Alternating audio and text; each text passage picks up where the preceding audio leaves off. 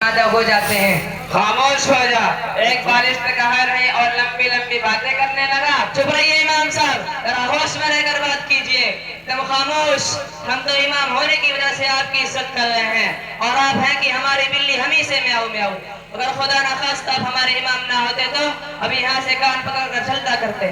अजी सुब्राती चाचा, हमने तो उनसे कोई फरमाइश नहीं की, बल्कि वो तो लड़की वाले ने जहेज में दिया है। और आपको क्या मालूम, जहेज लेना तो बिल्कुल दुरुस्त है। जाइए, जाकर हल जोतिए, घास काटिए और गोबर उठाइए। अस्सलामु अलैकुम व रहमतुल्लाहि व बरकातुहू। वालेकुम अस्सलाम व रहमतुल्लाहि व बरकातुहू। कहिए मौलवी साहब, खैरियत से तो हैं? अल्हम्दुलिल्लाह, मैं तो खैरियत से हूँ। लेकिन ये तो बताएं इमाम साहब, आप लोगों में तूतू मैमा और सर फुटबॉल और यहाँ मौजूद हर आदमी पाजामे से बाहर क्यों नजर आ रहा है? बस कोई खास बात नहीं है, मसला सिर्फ इतना है कि सुब्राती चाचा अपने बेटे की शादी कर रहे हैं और वगनी सलामी मुंह दिखाई वगैरह की बेजा मांग कर रहे हैं, जो सरासर नाजायज और हराम है। यही इनको समझा रहा था तो किसियानी बिल्ली खंबा नोचे, हम ही पर बरस पड़े और कहने लगे आपने भी तो अपने बेटे की शादी में जहेज लिया है। अगर हमने लिया है तो कौन सा गलत कर दिया है? जहेज तो सुन्नत है, मगनी और सलामी लेना नाजायज और हराम है। जरा आप ही इनको समझाइए। इमाम साहब, ये तो आपके इल्म की कमी है। जरा किताबों का मुताला कर लीजिए। मगनी हो या जहेज, सलामी हो या और कुछ, सब नाजायज और हराम है। जहेज एक लानत है, उसके बाइस खानदान के खानदान तबाह बर्बाद हो रहे हैं। आपस में नफरत, अदावत और बाहम दुश्मनी की बुनियादें नासूर की शक्ल इख्तियार करती जा रही हैं। मुस्लिम मुआशरे में दीन उलूम और कुरान सुन्नत से दूरी ने शादी जैसे नेक और आसान काम को निहायत दुश्वार और मुश्किल बना दिया है।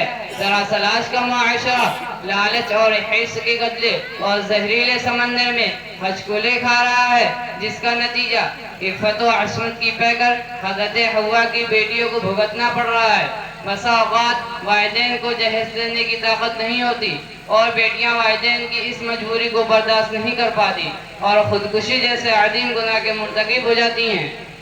बस कीजिए मौलवी साहब, यह हुई आपकी स्टेज वाली धुआंधार तकरीर। लेकिन आप जरा अर्श से फर्श पर उतरकर अपने गिरबान में झांक कर देखिए, यकीनन आपके पास मौलवियत की डिग्री है और आपके नूर नजर में मौलवी है।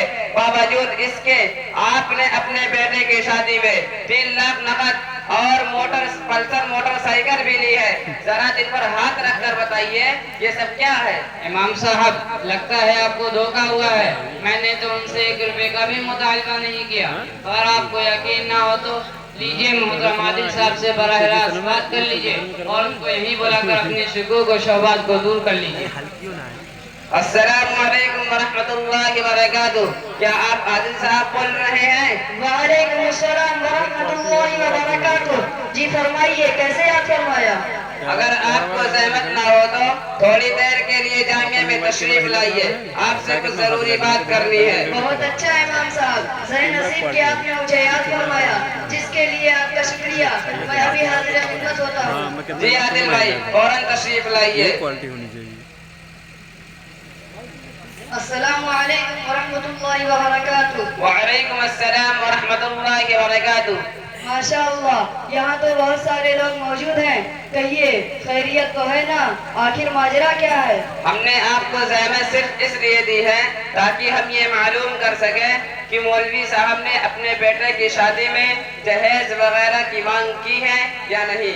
मोहतरम मौलवी साहब ने तो कुछ नहीं कहा था, लेकिन इनके साहिबजादे नौशे मियाँ ने अपने किसी दोस्त से फोन करवाया था और कहा था कि 3 लाख रुपए एक मोटरसाइकिल देना होगा, वरना मेरे वालिद बहुत नाराज होंगे।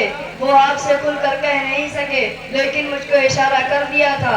आप यकीन मानिए कि जब ये खबर मुझको मिली तो मेरे कदमों तले गोया जमीन खिसक गई। लेकिन मैं तो ठहरा, लड़की वाला मरता क्या ना करता।